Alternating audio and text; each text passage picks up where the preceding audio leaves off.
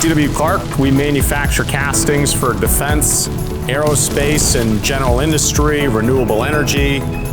We're a multi-alloy casting company. We're low to medium volume. We tend to specialize in the more complex, high-specification castings that can be difficult to manufacture. We bought our first S-Max printer in 2021, and it was a big win for us.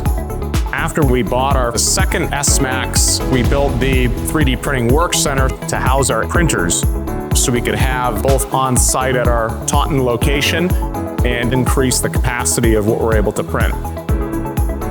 We found that our S-Max machines enable us to respond more quickly when we're doing prototype work and short run where delivery is a constraint and there's really not time in the schedule to be able to go with permanent tooling. We'll run full assembled molds as well as cores, so we'll model it up in CAD software, and then we run that through our simulation software and then develop a layout. That gets converted to a 3D mold, which makes its way onto the printer. We set them up so they run overnight. In the morning, we come in and break down the builds, clean and prep, and then we set up again for running overnight.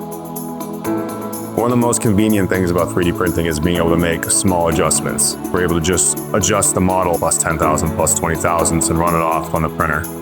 Using printed molds, you're able to cast things that you can't do with investment casting. It's more conducive to casting both heavier sections and thinner sections as well.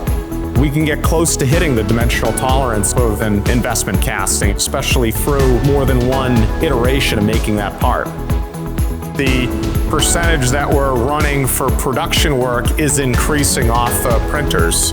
We will still use traditional tooling for the pattern and the mold itself, and then we're 3D printing the cores in a hybrid sense. Traditionally, the cores made for pump impellers would need to be multi-piece assemblies. The molder doesn't have to line up all the individual pieces, tie them together, glue them together, paste them. We can just print it all in one solid piece.